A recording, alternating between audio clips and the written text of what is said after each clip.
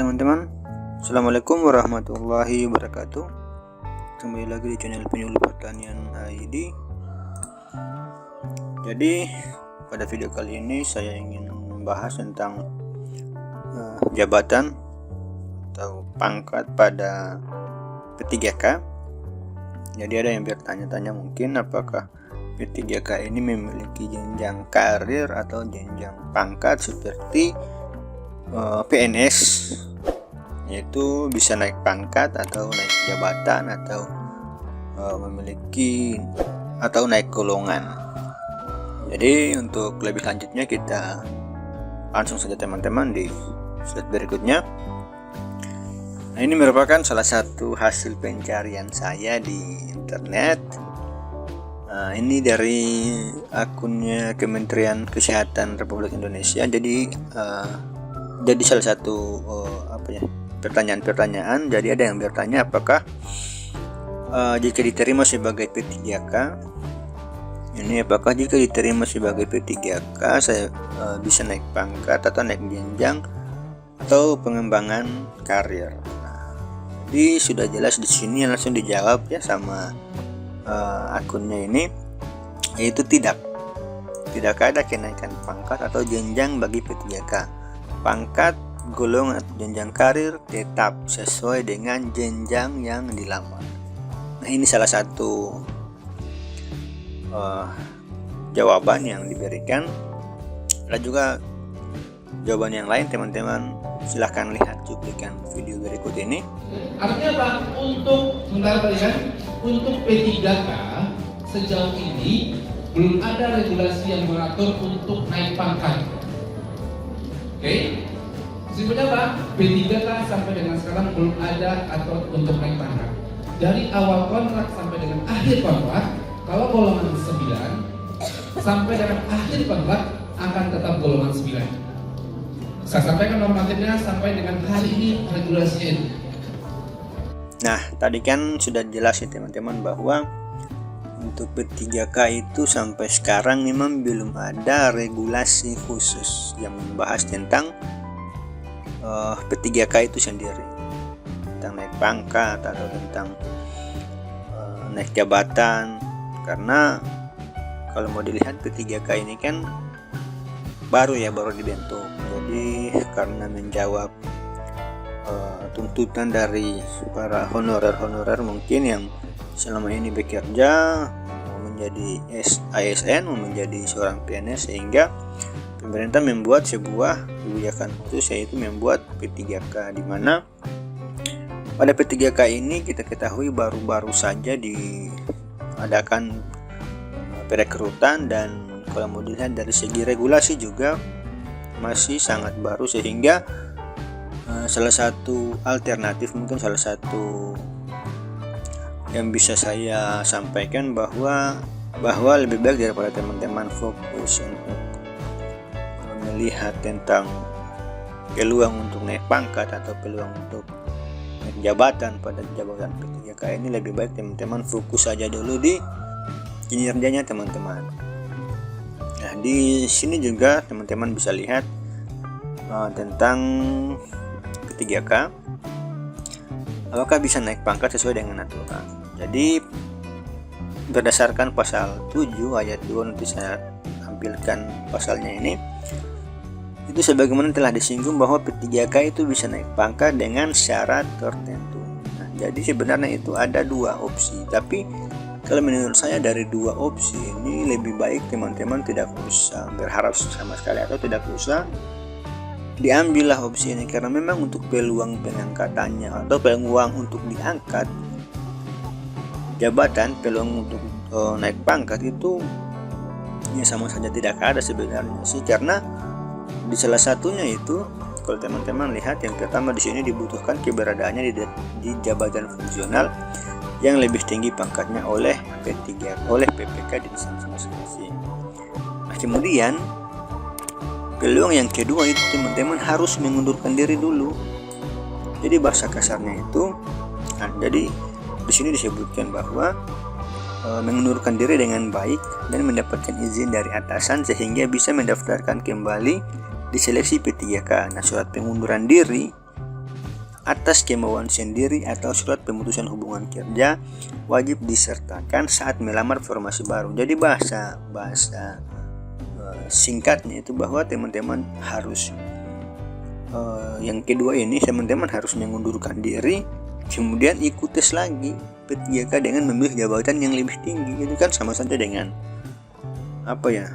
mending tidak usah sebetulnya. Jadi tidak ada peluang sama sekali untuk teman-teman yang P3K ya untuk naik pangkat. Untuk sampai saat ini itu memang betul belum ada regulasi sama sekali yang mengatur tentang naik pangkat atau naik jabatan bagi P3K. Nah, jadi teman-teman bekerja selama masa kontrak itu bagaimana? Teman-teman akan bekerja sesuai dengan posisi yang teman-teman lamar pada saat itu. Nah, kurang lebih seperti itu teman-teman. Kita lihat lagi di slide berikutnya. Nah, ini dia tadi pasal 7 yang di slide awal tadi. Ini merupakan salah satu penjelasannya yang membahas tentang kedudukan atau pangkat pada jabatan P3K. Jadi pada poin A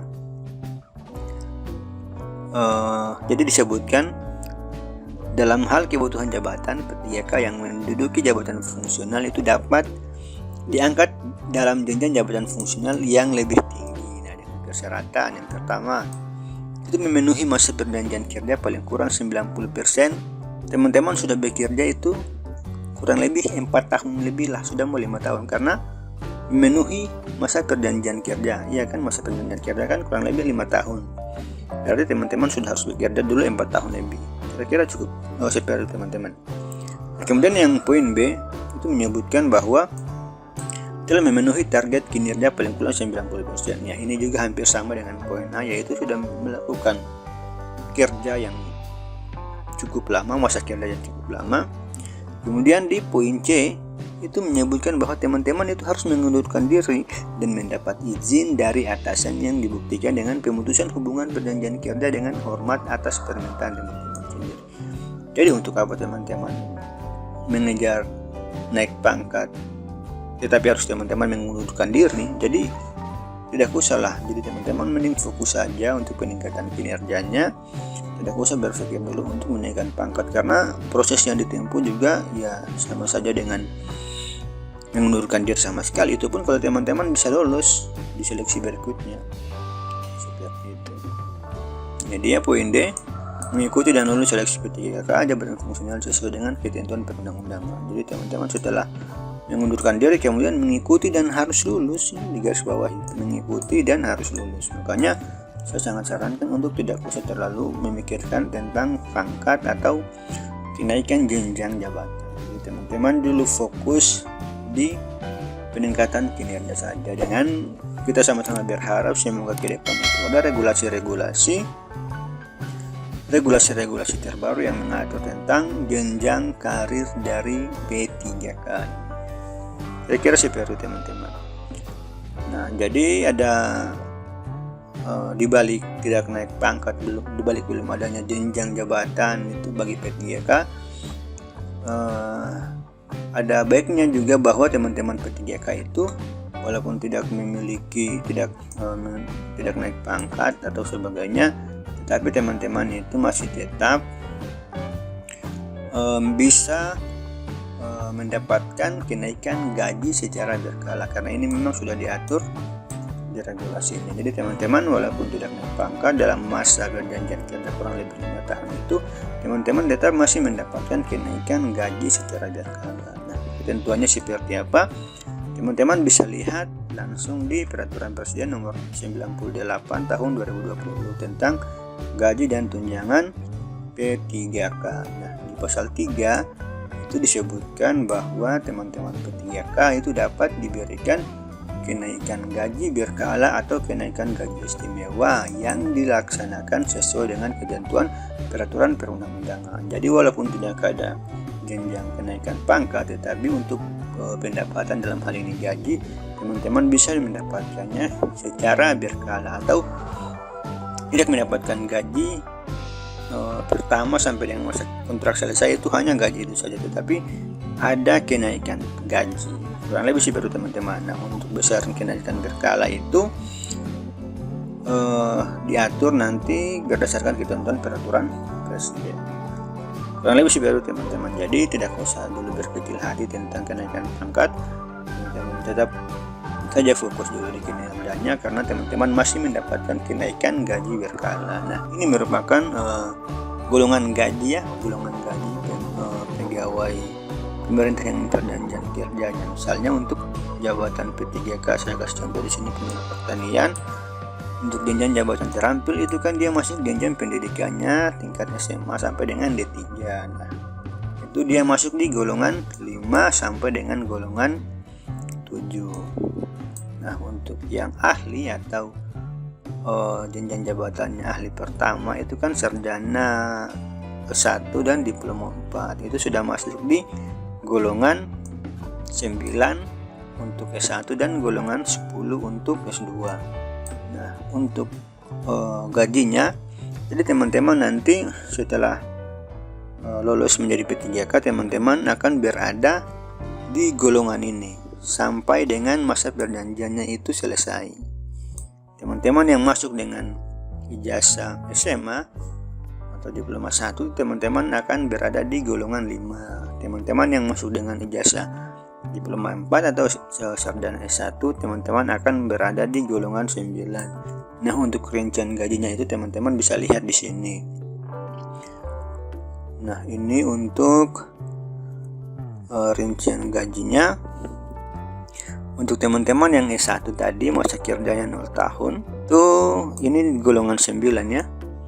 Golongan 9, teman-teman itu mendapatkan gaji sebesar 2.900.000. Ini masa kerja 0 tahun. Nah, yang tadi saya sebutkan tentang kenaikan gaji berkala itu dia naik kurang lebih per 2 tahun. Per 2 tahun itu akan ada kenaikan gaji berkala. Nah, di sini teman-teman bisa lihat dengan masa kerja 2 tahun teman-teman akan mendapatkan kenaikan gaji dari 2.900.000 itu menjadi 3.059.000 atau kurang lebih sekitar berapa ya? 100.000 atau kurang 100.000. Kira-kira seperti itu teman-teman. Ketika mendapatkan ketika nanti masa kerjanya mencapai 4 tahun, kemudian teman-teman juga akan mendapatkan kenaikan gaji berkala. Kira-kira seperti itu. Jadi dari 3.059.000 menjadi 3.156.000, kurang lebih 100.000 lah saudara teman-teman. Nah, begitu juga untuk yang golongan 5, kemudian golongan golongan 6, 7 sampai dengan 8. Jadi teman-teman tetap akan mendapatkan kenaikan gaji berkala walaupun tidak ada kenaikan pangkat. Kira-kira seperti teman-teman. Kita tetap berharap semoga ke depan itu ada regulasi baru yang mengatur tentang jenjang pangkat atau kenaikan pangkat bagi P3K ini. Nah, kurang lebih seperti teman-teman informasi yang dapat saya bagikan. Kurang lebihnya mohon maaf, semoga bermanfaat. Wassalamualaikum warahmatullahi wabarakatuh.